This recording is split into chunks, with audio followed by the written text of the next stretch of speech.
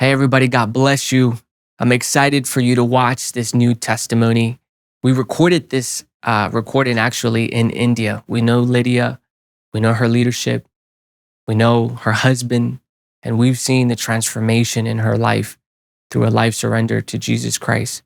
We want to encourage you to watch the entire testimony all the way through. There's a lot of parts in this testimony that may be a little hard to listen to. There's a lot of focus in the life before Jesus, but it is an accurate representation of what's going on in many people's lives. And so that's all I wanted to come on here and do, is encourage you to watch the entire testimony through. I'm telling you, it will bless you. So watch it, like it, comment down below if there's any part that impacts you or speaks to you.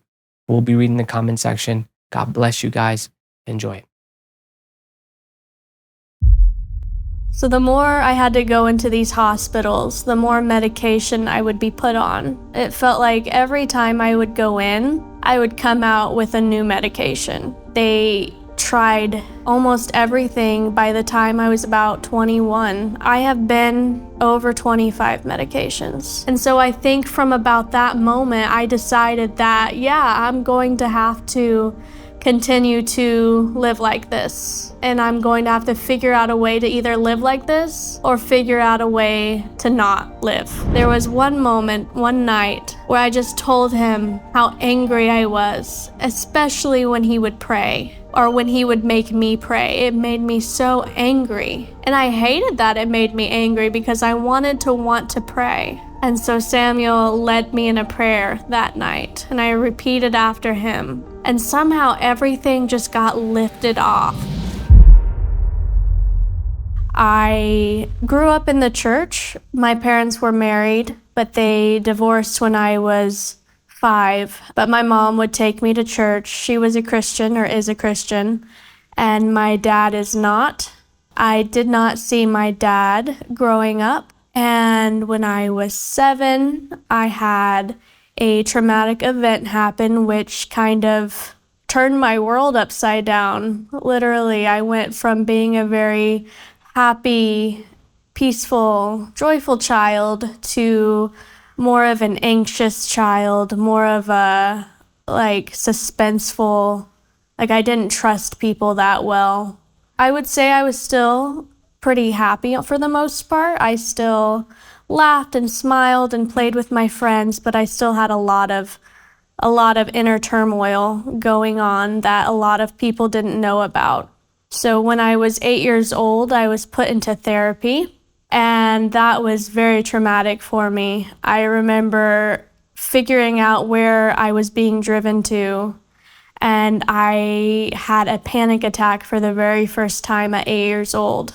I was begging my mom not to take me there. I didn't want to go. I didn't want to talk about anything that I had gone through.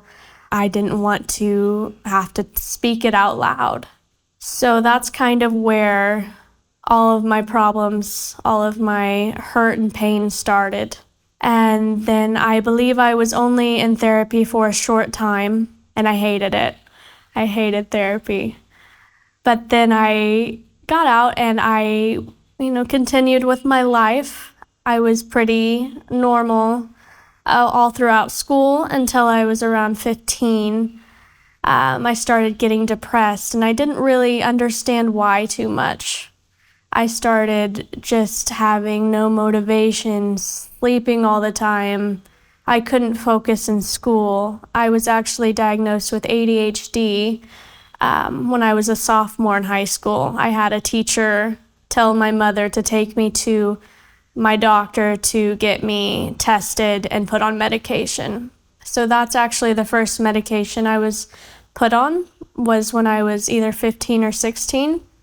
They didn't really understand that I was just very depressed. I didn't have ADHD. I just was really sad. I was really hurting inside myself. And I didn't even know myself how to explain it. When I went to the doctor later, my doctor asked me if I was depressed. And I thought, no, I'm definitely not depressed.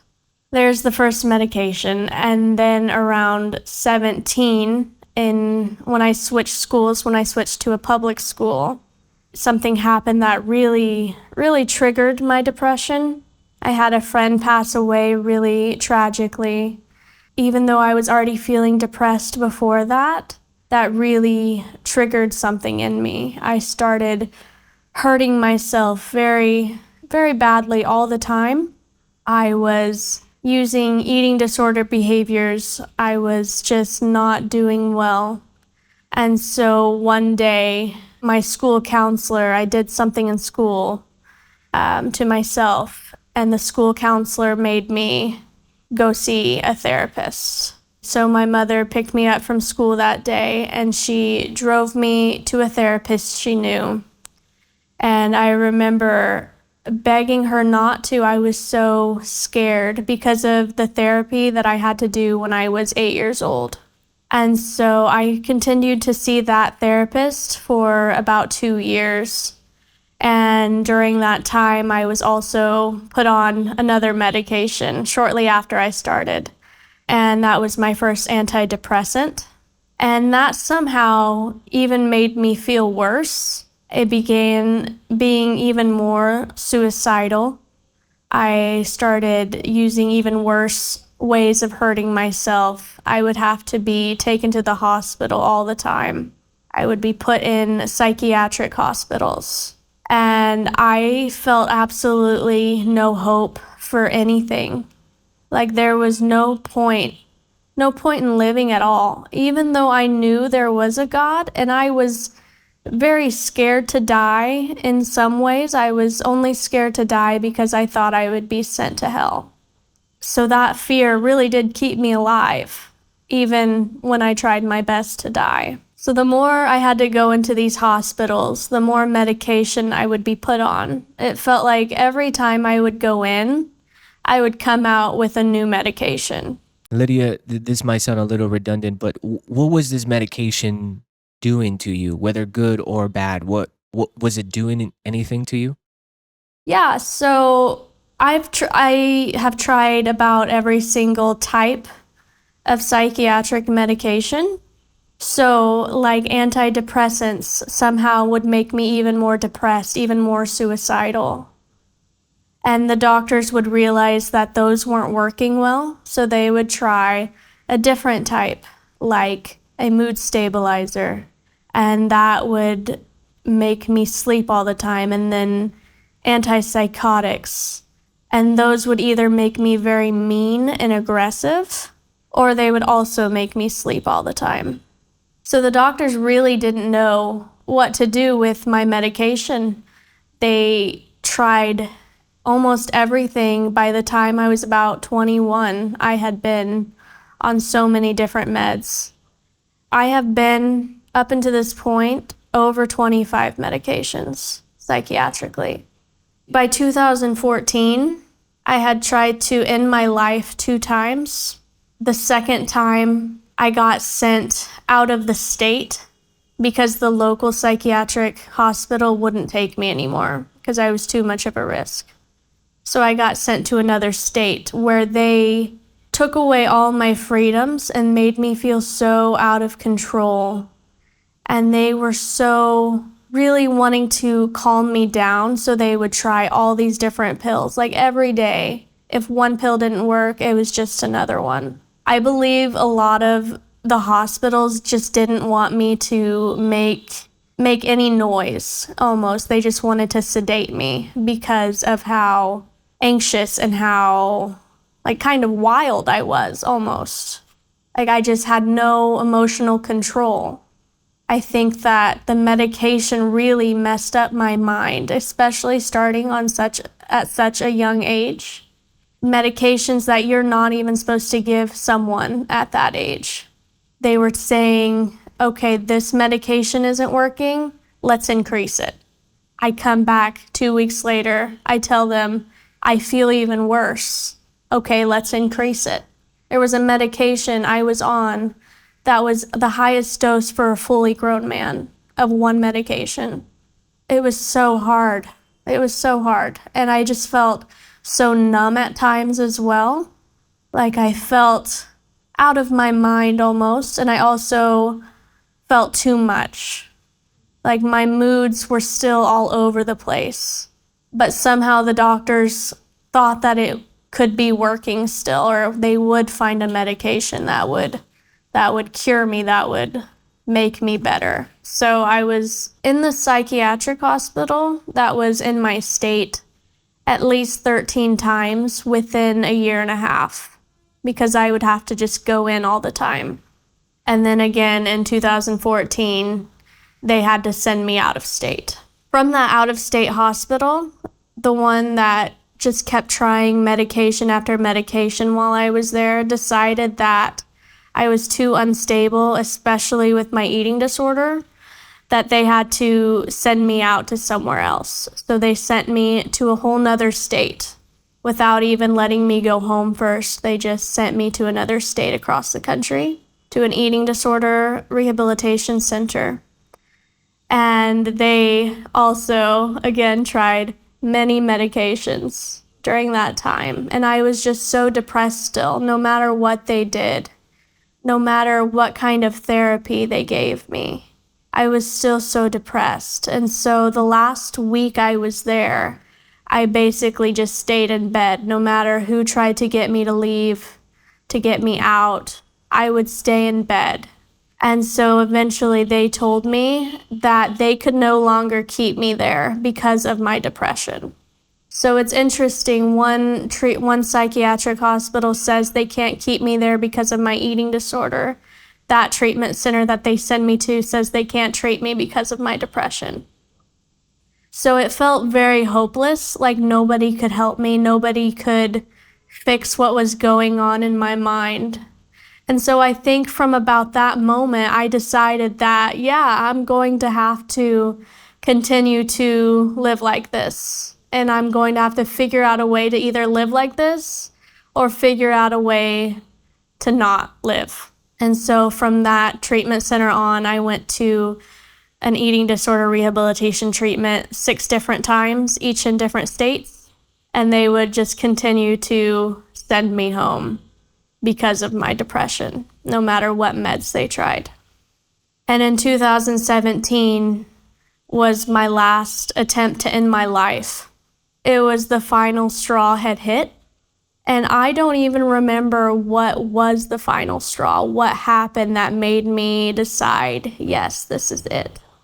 But that night, my mom was at work, and I took the pills. I took way too many pills. My mom came home a little later. I was kind of unconscious, so I don't remember what the time between was, but I remember laying on the couch and my mom coming in and her looking at me, and my vision is very blurry and I'm kind of going in and out.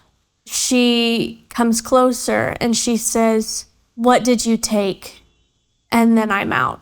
I wake up and there's either a firefighter or an EMS person there, and they're asking what my name is. And I tell them very quietly, I say, "Lydia." And then I wake up about 3 days later in the ICU. I woke up so confused. I had a tube down my throat. I was intubated because I couldn't breathe on my own. I was told later that they didn't know if I was going to even be able to walk again. They told me that they put the tube in, too big of a tube in, and so they didn't know how I was going to sound when I spoke or if I could speak. But most importantly, I wake up and I am so angry at God. More so even angry at myself. Like, why did this not work? I did everything I was supposed to. This was supposed to work, and it didn't. And I was so upset. And people would come in to visit me. I was there for about a week, I believe, because they were just making sure all my levels in my organs and everything were fine from the overdose. And they would come in and talk to me, and I couldn't even look at them, at some of them. My therapist came in and saw me. I stared at the TV like the whole time. I couldn't talk to her. I was so ashamed. I couldn't do anything right. I couldn't even end my life, which seemed like it was going to be so easy. I knew what to do. And that was kind of the start of everything. That almost dying that third time was the start. But it did get bad again, but it didn't get that bad. After the ICU, they sent me to a psych hospital in the state that I lived in. And from there, they sent me to a Christian treatment center, a Christian rehabilitation center, mainly for people who have addiction problems, not specifically for things like depression and eating disorders and trauma. But they took me for some reason, and they took me off of all of my medication. I got there and they just cold turkey, I'm off. And it was such a shock for my system. I didn't know where I was really. They took away all of my privileges and I was just so confused and so hurt and so broken. Because about 2 weeks before, I thought I was going to die. I didn't even think I would be alive. This Christian treatment center that I was sent to, they were very, very dark in a way, very much like you are a sinner and that is who you are. There is no hope for you, but you have to pull yourself up and you have to live like this. You have to live in shame because you should be ashamed at everything you've done because of who you are. At one point, they did an exorcism on me, or they said they were doing an exorcism on me where they held a Bible to my chest, and they would slam on my back, yelling, "Get out, get out, get out." And I was crying. I was so confused. I thought, I'm like, if this is Christianity, then what am I doing? Like this, I don't believe Jesus is like this. I knew Jesus was loving. I knew he was caring, even if I didn't feel it all the time. I had read my Bible enough. I had sang enough worship songs. I'd went to Christian school. I'd went to church all my life. I knew who Jesus was, who he was supposed to be, and that treatment center was not it. And so eventually, maybe 2 weeks later, I had had enough. I had a very bad panic attack, and the director put me into what they call the prayer room, I believe. And it's just a small little room with a small table and a chair. And at that moment, I was crying so hard, and the voices in my head were so tormenting. Like I felt like through each ear was just hearing all these voices at the same time, and I couldn't make out exactly what they were all saying, but they were all so hard. They were so dark and painful to hear. All these lies that I did believe about myself that I didn't want to believe about myself, but I did. And I wanted them to stop. So I sat on the floor and I just slammed my head into the floor. And the whole building heard it. So the director heard it, and she came in with the pastor that worked at that rehabilitation place, and they decided to take me to the hospital. And they took me to the hospital, and I was seen. I don't remember too much besides them leaving and then waking up in a strange room. And at that psychiatric hospital that the hospital sent me to, they put me back on 2 of my original medications, one of which was an antipsychotic because of how out of control I felt and all my uncontrollable thoughts. They thought that medication would work for a short time at least. And so a couple days later, after using that medication, I called the director of that rehabilitation center again and asked them if I could come back because I felt better. So I thought it'd be okay if I went back. And the director said, "You sound a lot better now that you're on medication. You're not coming back." And she recommended I went to another Christian rehabilitation center that is connected to them that is out of state that does allow medication. And so I went there, and I sat there in the office with their director and also a therapist that worked there. And within about 10 minutes, that therapist looks at me and says, "You have bipolar, and you are going to be on medication for the rest of your life." And I was in shock. And so I left. I didn't admit myself into that rehabilitation center, and I went home. So besides medication in pill form, I was also given 2 different types of treatments, 2 different alternative treatments. One was a ketamine nasal spray that was pretty newly used in treating treatment-resistant depression, which is a type of depression that medication doesn't help much.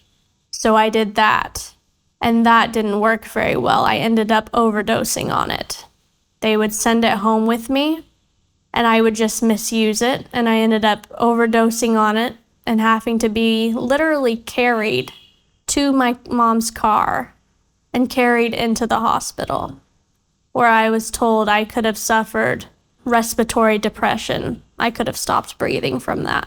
Later in 2020, I was given another option for treatment. I was given the option of ECT, which is electroconvulsive therapy, where they put you under anesthesia and they put these holes or handles to your head and literally electrocute you in your temples. And I did that several times. Such a weird thing to be given, and I didn't really understand what was going on. I thought that was my only hope. While I was under anesthesia during the ECT treatments, my mom and all of her Bible study were saying prayers for me, prayers of protection, that all of my brain would stay alive, stay like completely whole and not be messed up by this electricity that was going through it. In January of 2020, I went to India for the first time, and I was actually very excited to go. A couple from my church had announced it, that they were going to India, and I told my mom that I needed to go. And I'd always wanted to be a missionary of some sort. I remember being 4 years old, coming home from school, and my mom asking me how was school, and I told her, when I grow up, I want to learn Spanish so I can be a missionary in China. And she bought me Spanish tapes so that I could be a missionary in China. So it was really exciting to be able to go to India. And it went really well that first year. I was still pretty heavily depressed, but I still found joy in the trip. And so in 2023, I was able to go again. And also during that time, right before I left, I heard that I was going to meet my husband while I was in India. And I thought, is this wishful thinking? Is this really God? But somehow I still really knew. I really did know it was God. And when you say, just to clarify, when you say you heard, this is just you personally hearing from God, or somebody like telling you? Me personally hearing from God. Like you were alone by myself, I heard from God. Wow. That I would meet my husband while in India. And so I get to India in January of last year. A young girl on our team, I had told the team about what I had heard from God. And this girl says, "Can I tell Uncle Yasupadam that you're looking for a husband?" And I just say yes. I didn't think she would actually do it because usually she's more shy, but she did it. And Uncle says, "Oh, there's some good Germans coming." I thought, okay, this will be interesting. So the next day, the German team came, and a man from Switzerland also came. And we were all sitting in Uncle's office, and the American team was already in there, and the German team was already in there. And I was sitting down. This man from Switzerland comes in, and Uncle says, "Oh, this boy needs a seat." And so I automatically just give him my seat. And then a little bit later, throughout the team meeting, Uncle says out loud to everybody, "I hear there's a girl here looking for a husband." And I was so embarrassed. I was like, "Oh no, no, no, no." And then he points to the Swiss boy. His name is Samuel. And he says, "This man needs a wife." And it was so awkward. But I feel at that moment, I knew what was going to happen with that. I knew that was going to be the man I was going to marry. There was this one particular day where Samuel and I sat together during a children's program, and we had a really long, really good talk, getting to know each other. And Samuel refers to that as our first date. And so that's a very special moment. And then from there, we still spend time with each other. And the last day, the day that the American team was supposed to go back home, Samuel and I are sitting at the breakfast table, and we are exchanging phone numbers. And I give him a hug, and I surprise him with that hug. Right when we're putting our stuff into the vehicle to go to the airport, Auntie Monica says that the American team needs to go back to Uncle's office, and we don't know what's going on, what's happening. And so we go to his office, and Samuel is sitting there with some of the other German team, and you, Eric. Uncle is saying some things and asks Samuel what he wants to say, how he's feeling. And Samuel talks about his confidence and his peace that this is God, that we are supposed to be together. And Uncle asks me, "And how do you feel, girl?" And I say, "I feel the same." But was this the first time you said this? Yeah. Oh, wow. Yeah. And without even thinking, it was, "I feel the same." I didn't even have to think about it. It was such a beautiful moment. And then we leave. The American team leaves. And then the next month, I fly out to Germany, and we get engaged at the church there. And it was such a beautiful moment as well. And Lydia, before you move on there, Right. at any time did you communicate with Samuel everything that you were going through? Oh, very, very little, I think. He knew I was on medication. He knew about the scars on my arms. I believe I told him about my attempts to end my life. But I don't believe I ever really completely explained to him the struggles and the darkness I went through, the thoughts in my head, anything like that. I think I might have made it out to be something I struggled in the past with, and that I didn't still struggle with. So you guys get engaged? We get engaged, so we're in Germany, and I am having panic attacks every single day. I am taking anxiety medication every single day. I didn't tell him I was taking these medications, these extra medications for my anxiety, but I still did. So fast forward to July, we get married, and then everything kind of comes out, everything about me. He learns more details about me. He already told me he didn't like medication before we got married, but I didn't believe that he would actually want me to get off them. I didn't know it really expected me to get off medication. I'd been on them for 11 and a half years. When we got married and I found out he was actually serious, I kind of freaked out a little bit. I was telling him, I don't know who I am without medication. I don't know if I'm going to like who I am without medication.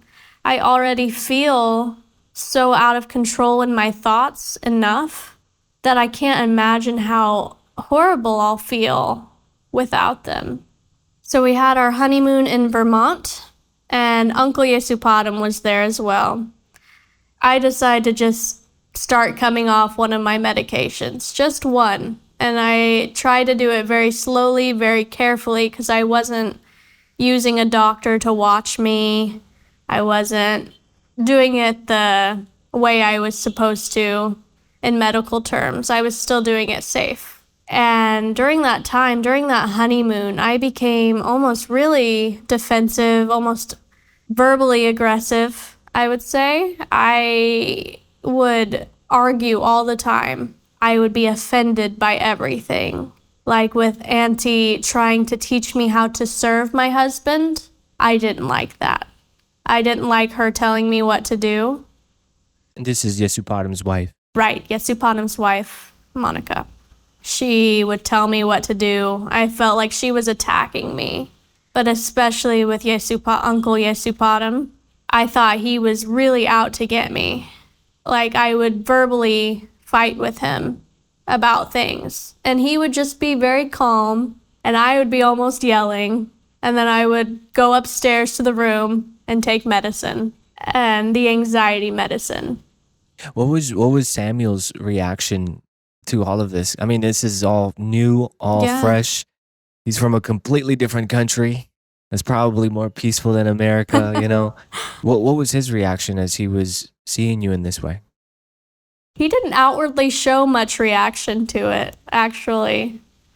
He was very, very calm, very quiet seeming, but I feel like I scared him, and maybe I didn't, but that's the internal thoughts I was having. During the panic attacks I would have a couple times in Vermont, he did help me through them, but I still felt so horrible. But I still wanted to get off the medication because I felt like Samuel expected me to get off the medication. So I wasn't doing it really for myself. I was doing it to please Samuel. So I did that in Vermont, coming off one. And then about a month or a month and a half later, I heard God tell me, don't take your morning medication. And I was really thinking to myself, like, I do not want to not take this medication. But I did. I did come off of it. I took myself off of it. And about 2 days later, then I told Samuel that I had taken myself off of that medication. And then maybe a week later, I decided, okay, I've gone off 2 of them. It's time to come off the 3rd.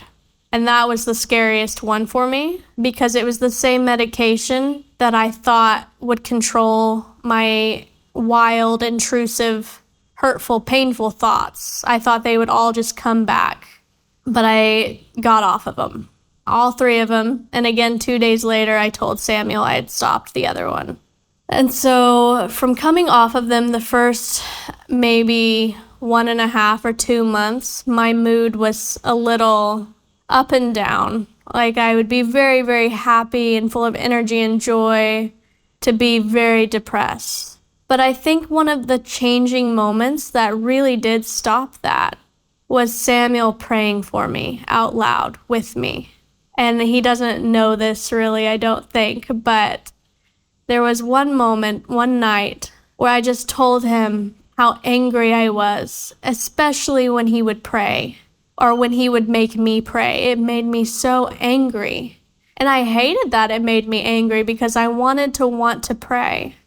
And so Samuel led me in a prayer that night, and I repeated after him. And somehow everything just got lifted off. And it was such a weird, beautiful moment that I wasn't expecting at all. And from that moment on, everything started to really change. I no longer felt depressed. Like the depression had completely gone.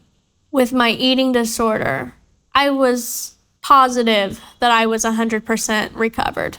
And from before then, I never thought I would recover from my eating disorder. I'd always thought I would have a little piece left, but it was gone. And it was so interesting to me how prayer, how God could do that. I knew he was all powerful. I knew he was everything, but really surrendering, really letting everything go, letting Samuel lead me, letting Samuel take some of this control that I thought I had, and also giving everything to God. I had picked up my entire life and I moved to a whole nother country. And the last piece was letting those medications go, letting that piece of my life go. And I did it. And now life is so cool. It's the best thing ever. I am so happy. I am so joyful.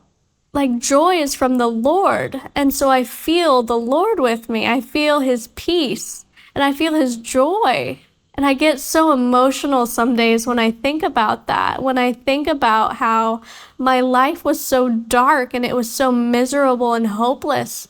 And I felt like God had completely shut down heaven and wasn't even looking at me anymore. To really feeling his presence, really seeing the light and feeling so much everything I can feel. And with the medication, it completely took any kind of feeling away. Now, Lydia, you've gone from taking over 25 Right. medications, doctors telling you that you'll be on this forever, shock therapy. And today you can sit here and testify that you are free. Now, if you could speak to your younger self in that dark place, in that hopeless place, what would you say to yourself from where you're at now? I would just say surrender. You don't have to be in control. You don't have to protect or defend yourself all the time. That you can trust that God does have his best interest in mind for your life. That you don't have to hurt yourself. You don't have to feel that pain anymore just because of things that happened in the past. Because Jesus took that. And I would just tell myself that surrendering is the best option. Praying, reading the Bible, surrounding yourself with people that will uplift you. Lydia, who is Jesus to you? What is he not to me? He's everything. He's my best friend. He's the great physician. He's my healer, just the love of my life, my father. He's my father, the lover of my soul. Now, Lydia, you mentioned to me the fact that you could actually see God as a father today. It is an amazing miracle in your life. Oh, yes. Can you talk to us a little bit about that, of what God did in your heart with that? So seeing God as a father has always been a really big struggle for me. And I could never really connect with that part of God, the one of the father, because I never knew what a father was, I guess. And I knew what a father shouldn't be. But God the Father really just showed me his love and that I am a child. I am his child, and he does love me. He does want the very best for me.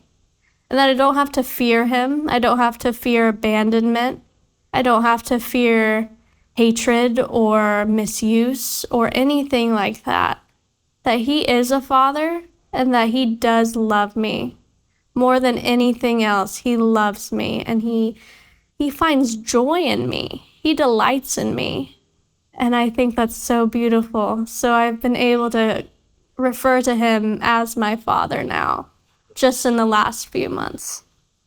And Lydia, you mentioned your mom praying for you, Bible study, the Bible group praying for you.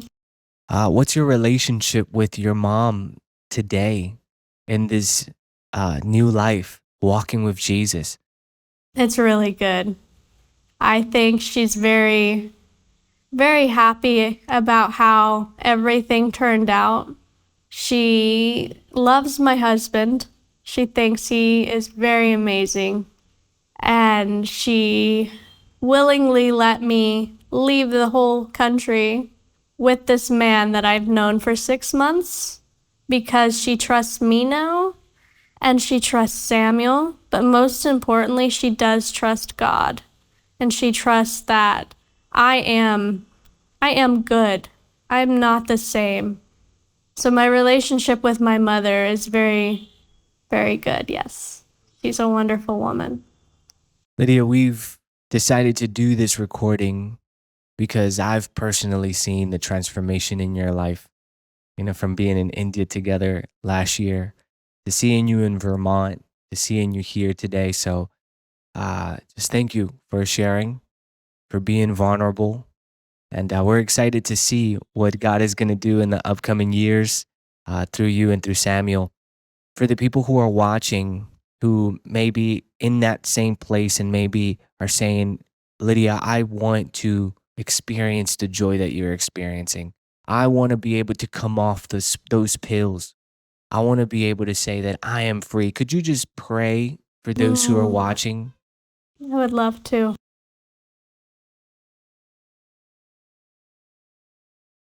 Father God, I lift up these young people to you that are struggling, that have gone through so many dark and horrible things that they feel like you don't care and that their only options are to either hurt themselves or to take medication because they feel like everybody else has also given up on them.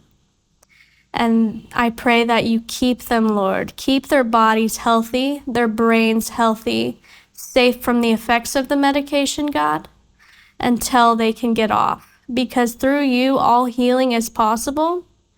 Through you, nothing can harm them. God, you chose them, you love them. Please keep pursuing them, Lord, just like you did for me. In Jesus' name, amen. Amen. Lydia, any last words for those who are watching your testimony right now? I would just say it again. Complete surrender is the best option. God loves you. The Father loves you.